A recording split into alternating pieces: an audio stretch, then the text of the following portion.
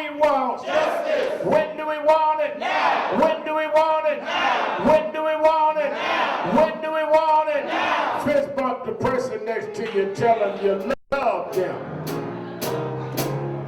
Never give up and never give in. But change will come.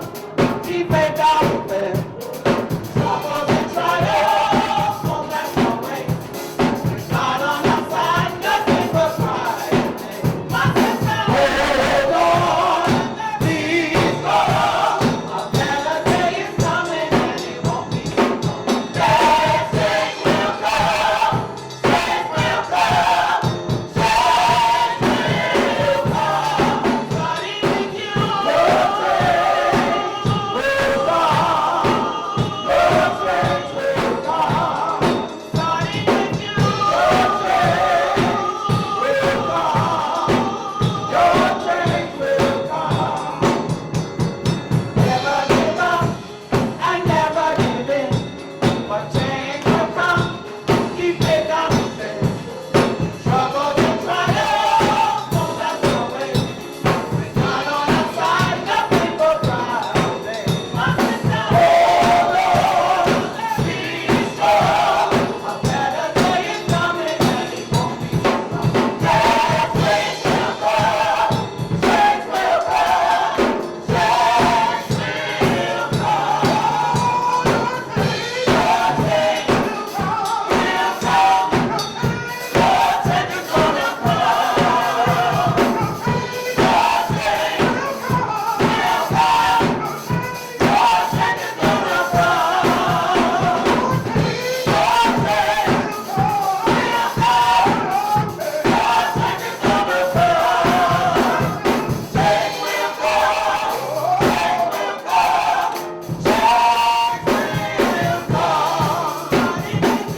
Your change will come. Your change will come. National Action Network Change Ensemble. Give them a big hand. Give them a big hand. Certainly we're happy to be with you another Saturday morning for the Saturday Action Rally, and for you that are here live at the House of Justice, 106 West 145th Street in the Village of Harlem. And for you that are listening live on 1190 WLIB AM in New York and watching live stream on nationalactionnetwork.net, we're happy to be with you for the last Saturday of 2020. Give yourselves a big hand. Certainly, let us give a hand to our presider, Attorney Michael Hardy, and our inspirational message from my pastor, Pastor Bethany Baptist Church, the Reverend Dr. Lacey. Give a hand, Reverend Adolphus Lacey. And of course, we, being the last Saturday of the year, 2020 was a year like none other. We got a double dose. Give a hand to Bishop Porterfield from Columbus, Georgia. We're glad that he came last week. We wanted to give a few words, and we wanted to hear from him, and we enjoyed him as well. And we're blessed to have our Northeast Regional Director, the conceiver and director of our Big Man Tech Center in Newark, but also runs everything around the region, including our tech lab here, Reverend Steffi Bartlett of New Hope Baptist Church. I first want to say, I want to thank all of you that came out yesterday and volunteered serving people for Christmas. And many people distort Christmas and talk about what they gonna get for Christmas. The objective of Christmas, Dr. Lacey's talking about breaking news, the objective of Christmas is what you give, not what you get. If I were invited to your house for your birthday party, I would seem inappropriate to get in the door and ask, what do you have for me? I should come in the door giving you a gift. So everybody that looks for what they get on Christmas is a sign that they really don't understand Christ. That's why historically, National Action Network, we're 29 years old. March of next year, which is next week, we'll be 30 years old. Every Christmas we have served to the people, giving food and toys. And I don't think, I was reading several of the media outlets that was here yesterday covering it. I don't think I've seen more people in more need than we saw on yesterday. People, Dr. Lacey, lined up in the rain, waiting because they said they needed a meal. And I watched one of the TV broadcasts last night, Reverend Bartley, and you know, as you serve people, you really don't get to talk to them because there's so many, and the mayor's here and everything. But I watched some of the interviews, and one lady said that I have 2 children, and this will put food on the table. Another lady said, I didn't know how I was going to make it. I'm running home to put a plate on the table. You take for granted serving people. But if people would come and stand in line, they're not here trying to get on television. Some folk needed a meal.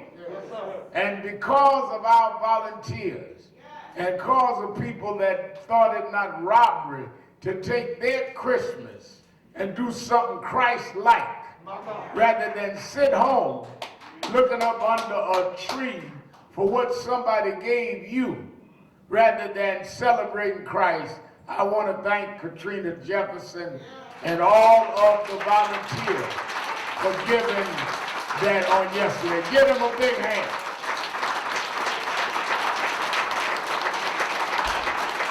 Give them a big hand.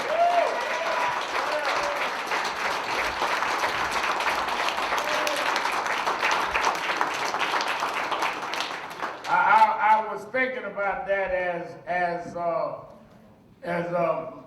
my pastor Lacey was talking about when the wise men came. They came bringing gifts. Wise men didn't come and ask Joseph, what y'all got for me? And they didn't come asking for offering either. All right, preacher.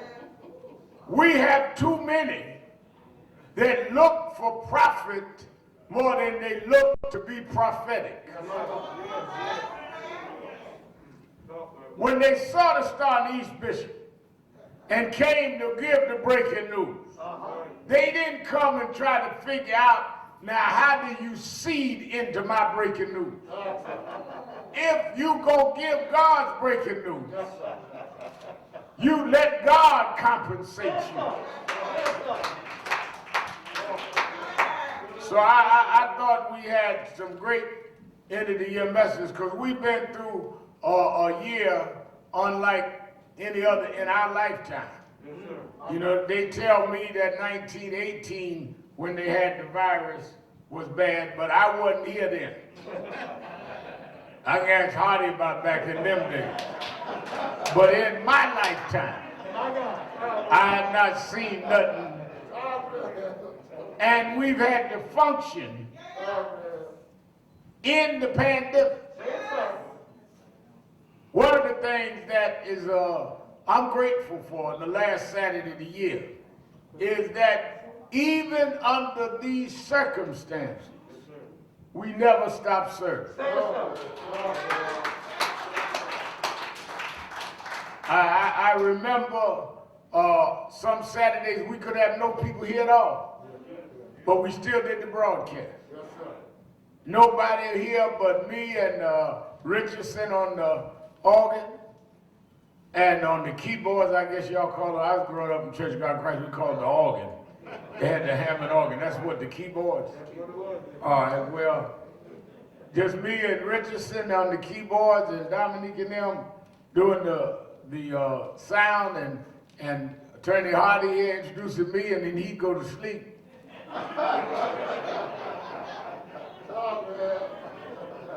But we kept serving. Let's welcome our Impact Television family.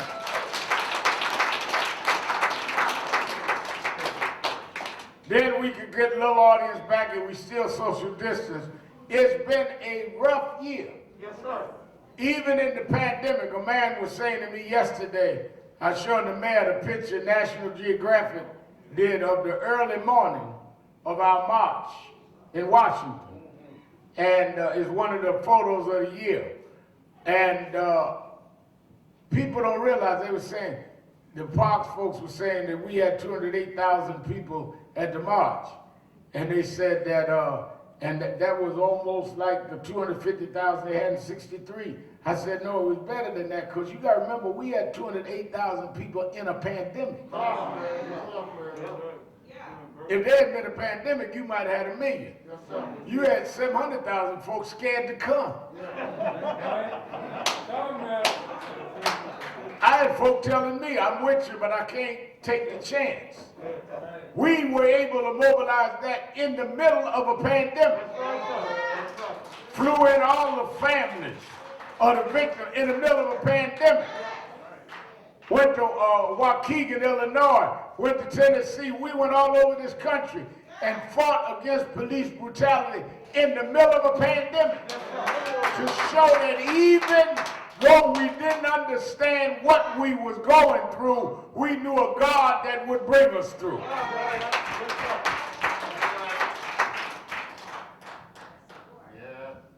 Why did we do that? Real Mal, that's taking a lot of risk. Because they killed George Floyd in the middle of the pandemic. Because they killed Breonna Taylor in the middle of a pandemic. Because they killed Ahmaud Arbery in the middle of the pandemic. Satan stopped killing, so we're not going to stop standing up for what's right.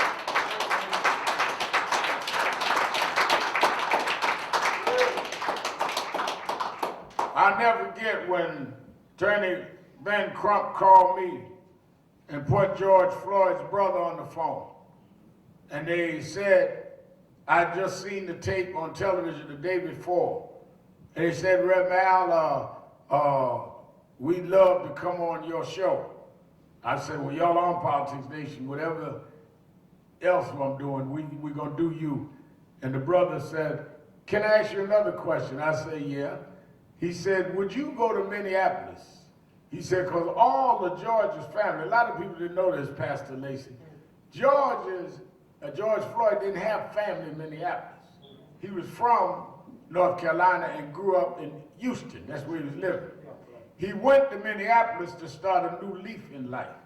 Some of y'all understand what that is. Some of y'all up here now starting a new leaf in life. Some of y'all running from the old leaf in life. But that's another Saturday, another sermon. But he was there readjusting his life and was beginning to do well. He said, would you, Rev. Al, go to Minneapolis and help lead the rallies so it could be structured in a way that is approving to the family? People start doing whatever they were doing and they were right to do it, but the family wanted a certain message. Yes, I said yes. Now, when I hung up the phone, Bishop, I didn't know how I was going to do that because we were in the middle of a pandemic. I didn't even know if there were flights at that time that would go to Minneapolis because many of the airlines had shut down. And I called Tyler Perry. And Tyler Perry said, I'll send a jet for you. And you can take who you want there and come right back same day. I called Eric Garner's mother, Gwen Carr. And I said, I got a private jet. Nobody gonna be on it but me, you, and whoever's traveling me that day, and the pilots, and they all COVID checked. I'd like to bring you with me because on the tape I heard George Floyd say, I can't breathe. And it reminded me of your son, Eric Garner. I can't breathe. And I'd like to show that if maybe they had done justice for Eric, it would have sent a signal to this cop in Minneapolis that you can't do that to people. But because Eric never got justice, it keeps going on and on until justice becomes the order of the day. And we went out there to Teterboro Airport and flew to Minneapolis and did the first rally. But when I was leaving there, coming back, they called and asked me would I come back and do the eulogy. And not only did we come back and do the eulogy, Robert Smith, black billionaire, called me and said, what do y'all need for the funeral? I said, well, I need another private plane to bring the family in for the funeral. He said, I'll send a big one. And he flew the whole family from Houston, Texas. That one of them big planes. And then Skyler sent the other plane to bring me and Gwen back from the funeral. We flying around like we was whoever got private planes. I got so used to private planes, now I don't know what Delta looked like. Nobody telling you to check nothing, you don't go through no melting, you just walk out on the thing and then drop the chute and walk up the thing and take off when you get ready. Pilot say, Reverend, you ready? No, give me a few more minutes.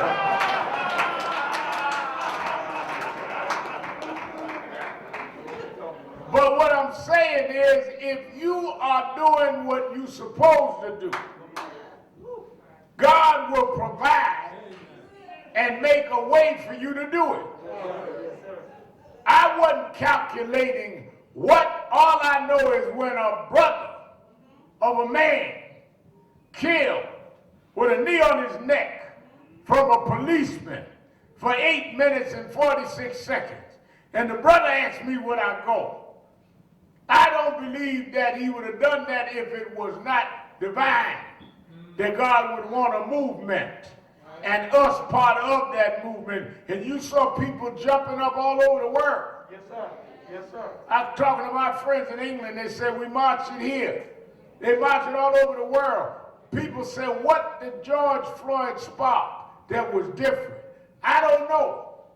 But I know that when time comes, what Bishop talk about, what happening now happened when there's a time and season for everything. Ecclesiastes 3. And you can't determine what issue is going to make the time. You just keep working in God's own time. He going to make things happen. And I thank God we got through this year, a few days to go, that we got through a rough year, but we never stopped serving. Even as late as yesterday and Thursday, where we gave out all of the toys to kids and youngsters. Now, I also want to say that we are, one of the things that I thought about, and I was talking to Dominique and Ashley and Attorney Hardy about after the feeding, is how many of the soldiers that I missed on Christmas. When I think of Brother Haru and others that would have been here, I almost don't even know how to walk out here on Christmas Day without Haru ordering the Guardians. And it didn't hit me as heavy till it hit me yesterday. And others that we will memorialize. But thank God that he blessed you and I to keep going. When I walked to the front with the mayor to begin passing out the food, look over the counter, and Maxine ain't there no more. But the sad news is they're gone. Brother Monk would have been sitting about the third seat. Brother Monk not here this morning. But when I think about how sad we are they're gone, it makes me strong to know we can't let them down. That their lives and their sacrifice was for a purpose that means something in the long run. So I'm going to keep serving, because Haru would expect me to serve. I'm going to keep marching, because Maxine would expect me to march. I'm going to keep going, because Monk would expect me to keep going. And I owe it to soldiers that were on the battlefield to fight on anyhow.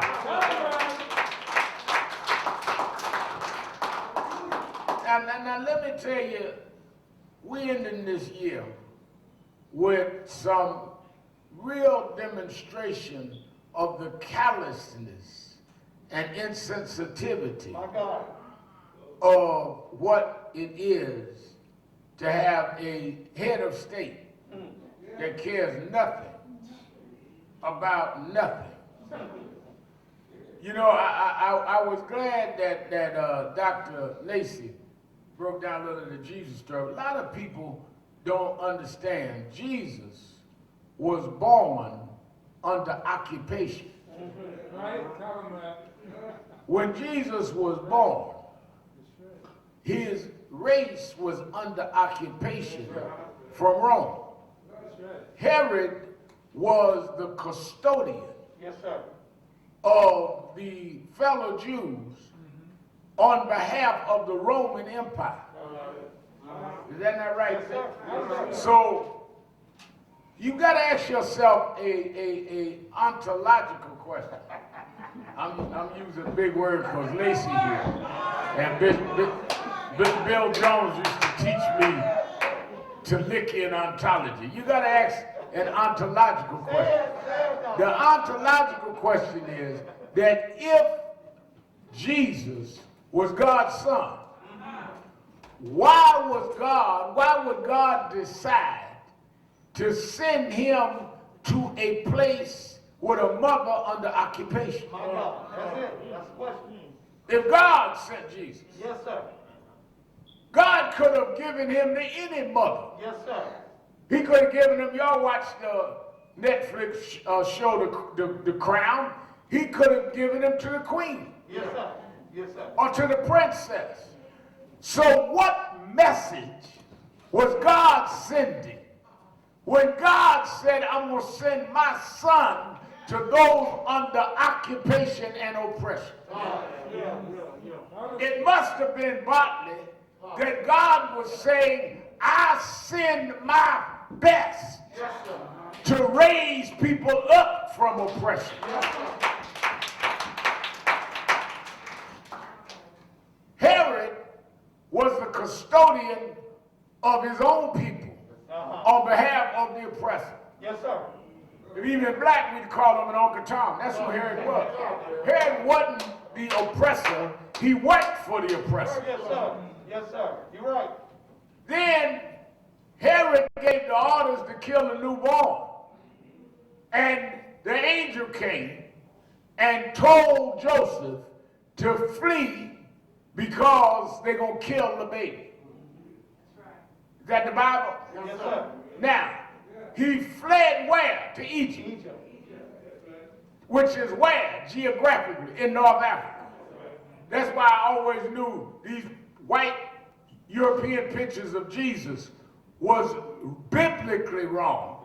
Because you can't hide a white baby in North Africa if he hiding, because he's going to stand out. Tell the story. If I'm going to hide a white baby, I'm not going to hide him in Harlem.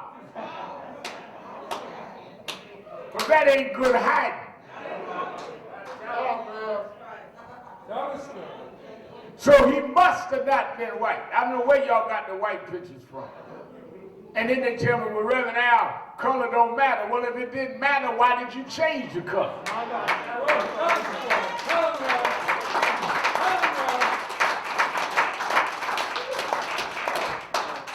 So they fled Bartley to Egypt. Now, why did they go to Egypt? To find refuge in Egypt. Which means that Jesus and Joseph and Mary were refugees. All right, sir. That's right. So how am I going with Trump Come on, sir. against the refugees Yes, sir. when I worship a refugee? Yes, sir.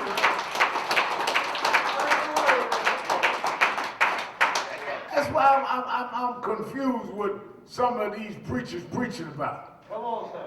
They get the oppression wrong. God sent his son to fight oppression. They get the immigration policy wrong. It's all in the story of Jesus. Yes, sir. But if you don't want to stand up and fight in your time, Bishop, That's right. If you don't want to deal with your time, even if it's your turn, then you will go and get jingle bells and start humming to yourself Silent Night to avoid dealing with oppression and refugees. The distortion of Christmas is one of the greatest scams of all time. Because you made something of commercial profit for the oppressor rather than deal with the occupation of the oppressed.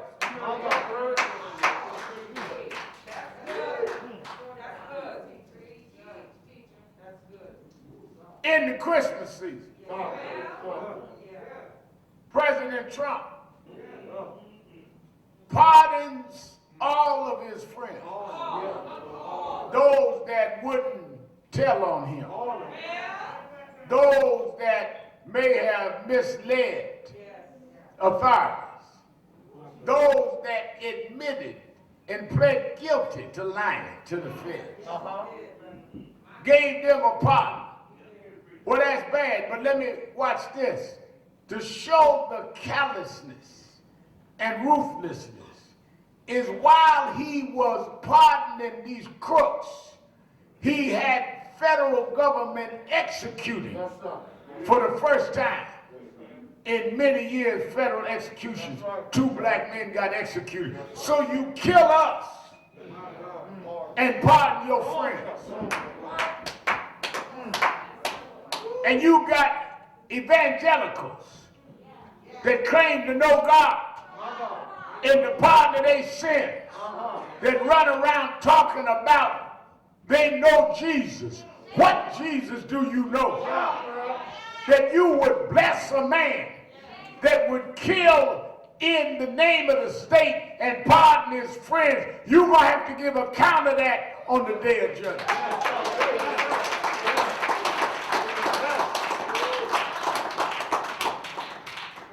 They had stopped federal execution. Even some that were in the jury of those that had been convicted came forward and said, no, don't kill them. There's enough reason that we've some doubt. They killed him anyhow. In the middle of last week, for the week got out, for you got your jingle bells going. Trump killed them and pardoned his friends. Turned around and tried to throw a monkey wrench into the COVID relief bill. They fought all the way for months. Republicans wouldn't go up in money in alliance with the White House. But now, just as a Christmas gift, he figured he'd change his mind, knowing if he changed his mind, it would jam you for Christmas. So you got millions of people that went over the holiday yesterday not knowing if they're going to get a dime or not. Because if he says, I'm not signing the bill, and keeps it in his pocket for 10 working days, they call that a pocket veto. Meaning, now the bill don't exist. You get nothing. He run down in Mar-a-Lago, golfing, while people are sitting around wondering if they're going to get anything. Unemployment insurance runs out. And the next day, today, runs out today. And you come talking about some Jubilee Christmas song. We are, in my opinion, we are committed at this time to tell the truth if nobody else going to tell it. This has been one of the most despicable leaders ever, head of state in the history of this country.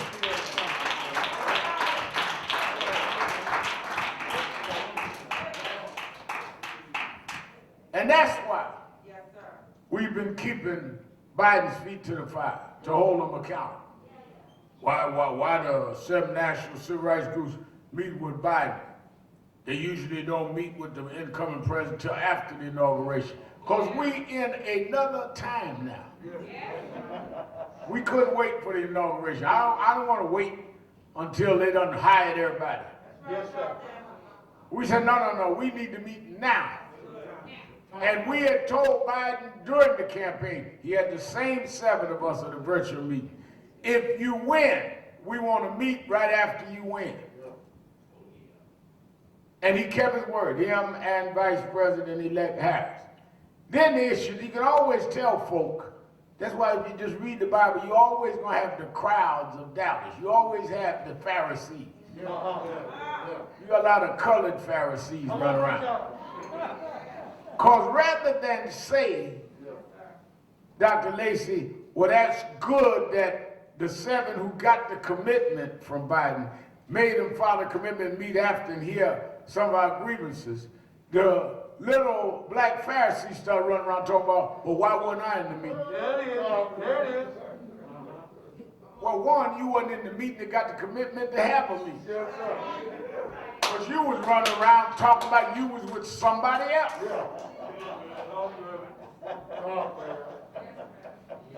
That's right, sir. People, you know, you can always tell envy and jealous people. Because they always going to find something wrong. Because their real problem is themselves. Yes, sir. Yes, sir. Yes, sir. Hallelujah. Some of y'all young ladies, I had boyfriends, you quit the boy, and the boy jealous of your new boyfriend, so no matter what he do, he ain't no good. Your new boyfriend got a big job, ain't that big, they don't mean that much. Because he's dealing with his own insecurities. So rather than come out the meeting saying, did they get Marsha Fudge in as head of HUD? Did they make the point about the Attorney General? Did they do? They talk about, well, why wasn't we in the meeting? What were you going to do in the meeting that we didn't do?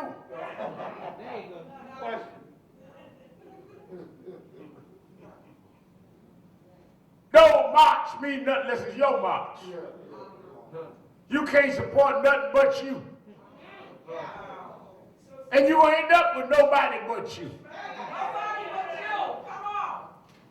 And that's why a lot of our staff bring me nonsense. I said, I don't want to hear it no more. Because I believe in that 37th Psalm. Yes, sir. Fret not thyself, because evildoers, neither be thou envious against the workers of iniquity. Yes, sir. Why not, Reverend Al? Because they will soon. He didn't give the date. He didn't give the timetable. All he said is they'll be soon cut down and wither. You're going to watch them wither. All the folk you see getting in our way, ego tripping, jealousy. I ain't got nothing to say, but I want you to watch them wither. Yes, sir. You ain't got to do nothing. If you stay on what God has you to do. Oh, Trump talked big smack. Tweeted against me 3 or 4 times. I'm a con man. I'm this, I'm that. But I saw him on the news this morning by himself with a golf club in his hand, withering.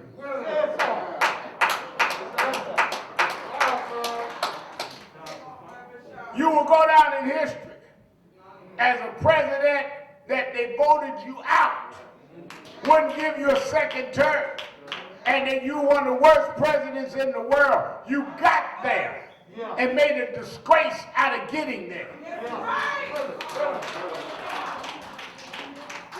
I was telling Katrina and them yesterday after the feeding, we was sitting in the back conference area, and I told them that one thing you don't have to worry about with people that attack and others claim to be activists and they're more actors than activists.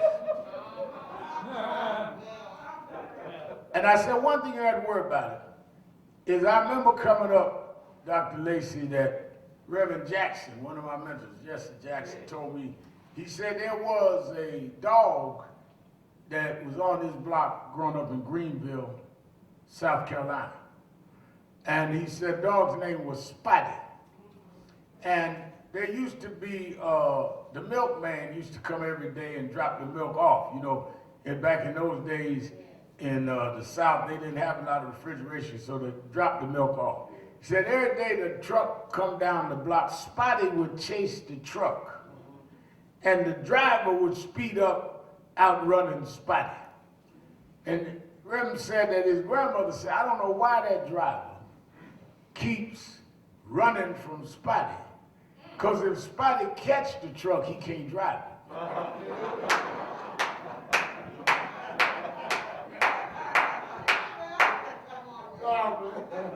I mean, you can get out the car, let Spotty jump up on the seat. Spotty don't know how to drive the truck.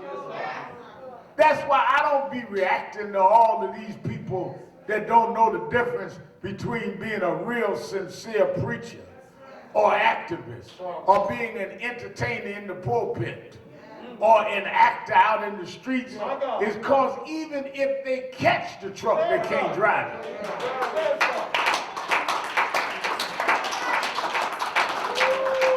You sitting up there acting like you got something. And you wonder why I ignore you, because I know you don't even know how to turn the gas and get the wheel going to drive somewhere.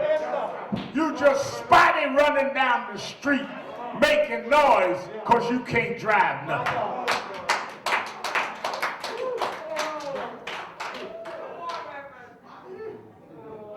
That's why beware. Beware. I appreciated they demonstrated this the first day of Kwanzaa. Yes, sir. And Ujoma, unity. Now, when Umoja, unity. When Dr. Karanga started Kwanzaa celebration, and it was an example, Umoja being the first of the 7 principles of Nguzo Saba. And starting with unity, he demonstrated unity. Let me show you what he did. He started the day after Christmas. A lot of y'all missed this.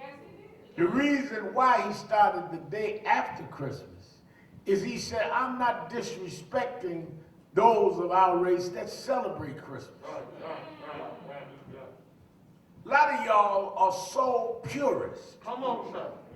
And so dogmatic that you attack everybody else and then call for unity after you done attack. You done beat everybody up, call them names, got all over media. If you ain't got no media, you get on social media and attack everybody. And after you done attack everybody, talk about why ain't we all together. Dr. Karanga purposely started on the 26th because he said, even though I may not celebrate Christmas, and maybe I don't believe in Christianity, I respect my people that do. Yes, sir. And I can't call for unity on the 26th if I insult them on the 25th.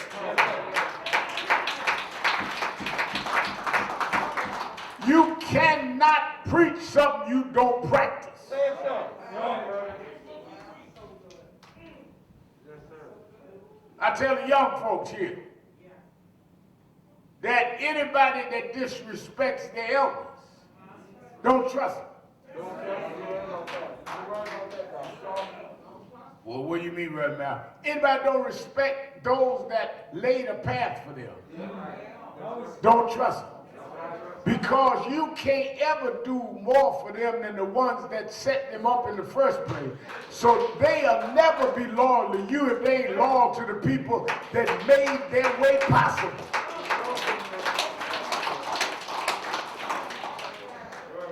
Nobody could ever do more for you than people that did for you when you didn't know to do for yourself. Yes, sir. That's why every time I can, I call Reverend Jackson's name, Reverend Jones' name, James Brown's name. Why you do that, Reverend? You got a lot of folk now, you know, Obama and all that. Because they believed in me when it didn't make sense to believe in me. I'm a 12, 13-year-old kid on welfare in Brownsville. And they took me in and helped me. It's easy to help me now. I got radio show, television show. Got chapters all over the country. You ain't doing me no favor to come by and pass out some plates. But when I had nothing, they believed in me. And I don't care if I go to Buckingham Palace, I'm going to call their names because they stood and believed in me.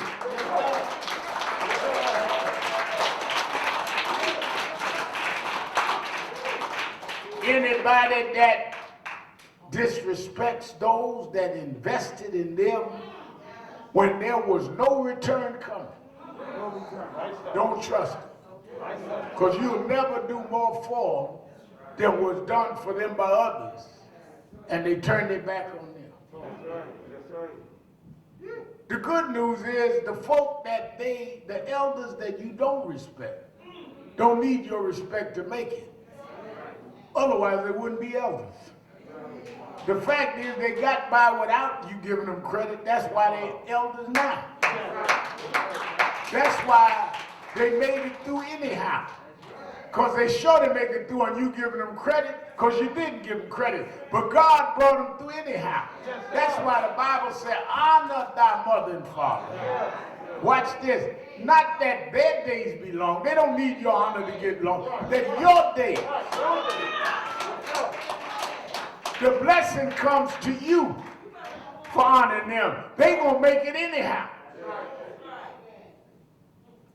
That's why Kwanzaa set the principles that we need to have. Value system. We can't have emoji. We can't have unity without having respect. If you don't respect each other, even if you disagree, even if your tactics are different than mine, even if you are of a different religion, or different gender, or different sexual orientation, or different generation, if we can't respect each other, we can't unite. That's right, that's right, that's right. But if we could say, I worship God differently than you, I look at things differently than you, but we're in the same struggle, then we can talk about emoji.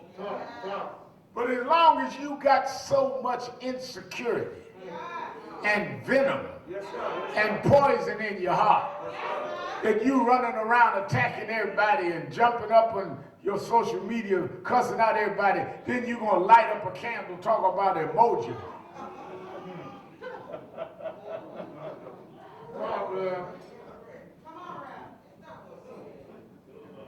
We need more than ever to take seriously the 7 principles of Inclusive South. We are in a situation where over 3,000 people are dying a day. Disproportionate number of them black. Our people don't need no more beating down. They need some lifting up. That's why I like how my pastor laid it out about even the vaccine. All we need is the facts. You decide what you want. I ain't telling nobody to take it or not take it because I don't know. But I know that I'm going to fight to make sure it's available for our community, for those that won't take it. Yes, sir. You run around here calling folks names that don't take it, they dumb. Or those that do take it, y'all gonna die. You don't know either one. You better keep your mask on and you're behind 6 feet away until we figure this out.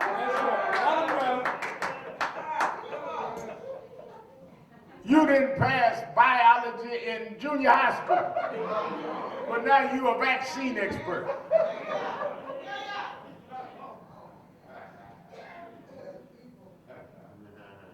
When they experimented with the frog in junior high school, the frog died on you. But now I'm supposed to hear yours, but I won't listen.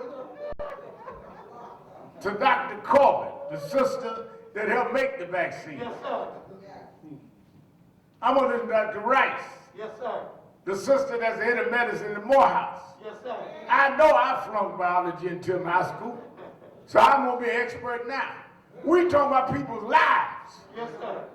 We talking about your theory, how you get some more hits on social media.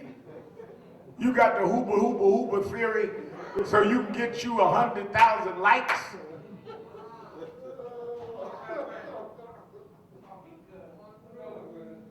That's right, Rev. That's right. That's right.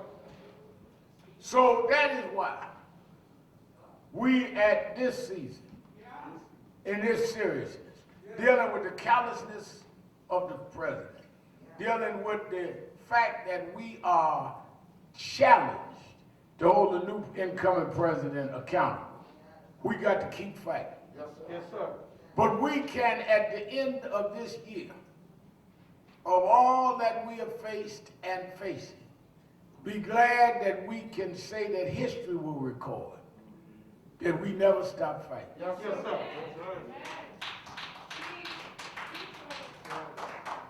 Attorney Hart is reading Blight's book on Frederick Douglass. One day they will write on what happened during the pandemic. And I want history to record that yes, people were locked down. Yes, people were afraid to go outside. Yes, they closed the schools. They closed the restaurants. They stopped airlines from flying. But when they killed the black man in Minneapolis, somehow they found a way to stand up anyhow. Yes, sir. And I want history to record that we were part of those that stood up. That even in the midst of the horrific times of fear, some of us had to stand up anyhow, saying God will hold us up if we just stand up. Yes, sir. Part of the Christmas story that y'all missed is that, as I said it earlier, and I'm going to let you go. As I said earlier, you'd have thought God would have let his son come to the queen or come to somebody wealthy. Chose somebody under occupation, but I'm going to show you something else. There's a little message in this that we miss a lot of time running through the Christmas message. Come on, man. They said that Joseph and Mary was going into Bethlehem because they had to pay what they owed the states in occupation. That's right. Right? Yes, sir. Now, watch this now. This God's son, Joseph was told that it wasn't his son, it was God's son. Which means Joseph was like many of us in our community.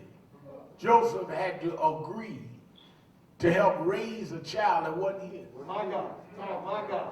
That's good stuff. You got a bunch of men that nobody talk about them. We talk about the men that left. But we don't talk about the men that agreed to father children that wasn't there.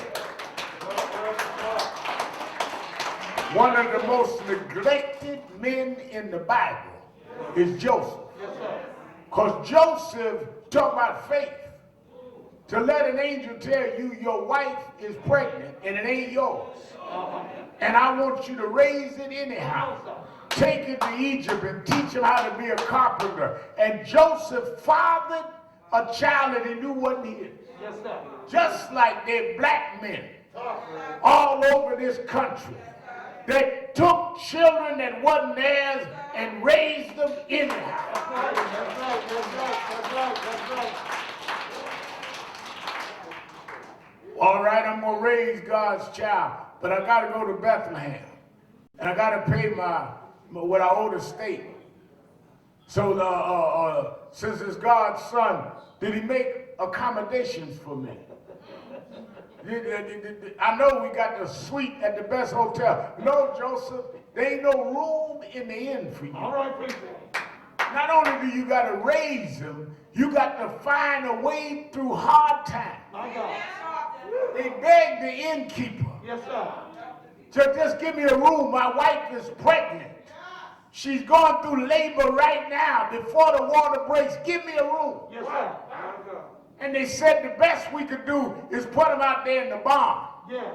If the innkeeper knew that it was God's son, Bartley, the innkeeper would have gave him his room.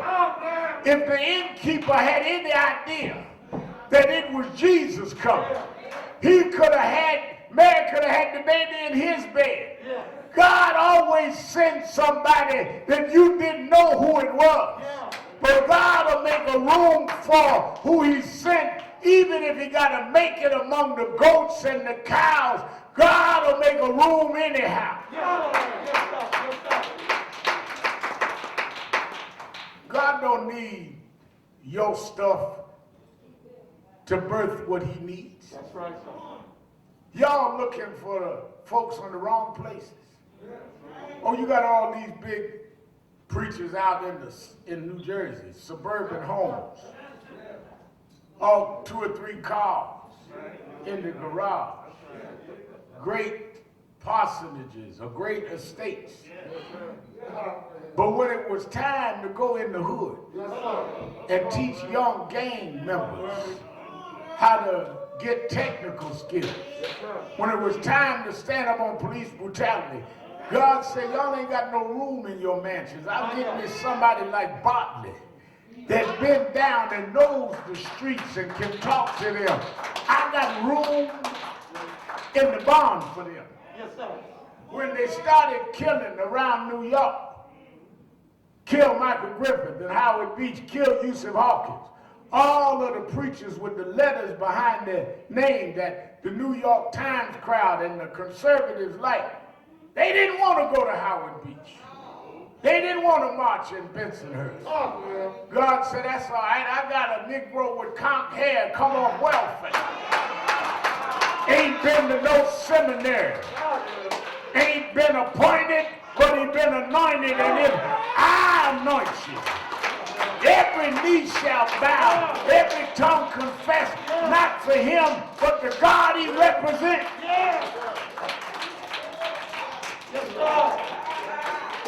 I've been like that baby. There wasn't no room for me. Or they called the highfalutin meetings. They wouldn't invite me. They used to have the black leaders meetings. They said we can't have Sharpton in here. That's all right. I serve a baby that they couldn't find room in the inn. I'm used to being on the outside. But if you watch on the outside, God will signal who we are. He put a star in the east. And the wise men will say, I don't know why, but the star's over a barn. Let's get the gifts and let us go and worship. The King is born. Yes, sir.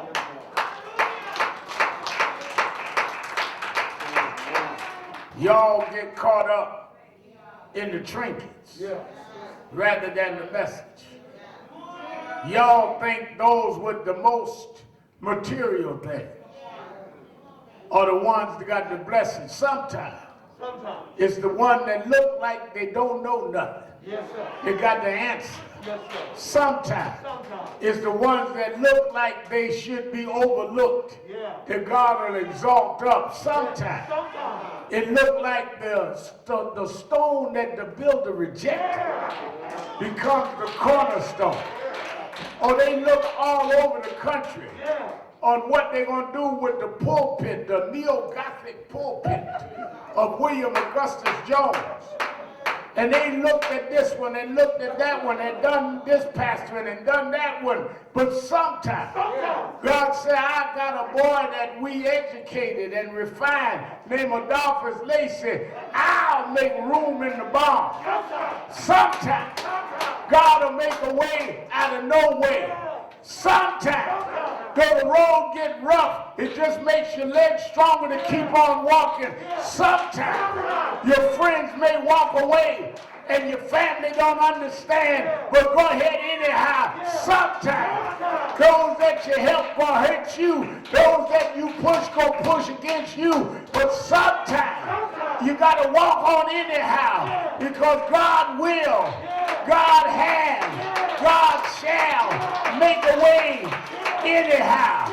And sometimes you got to walk with them all by yourself.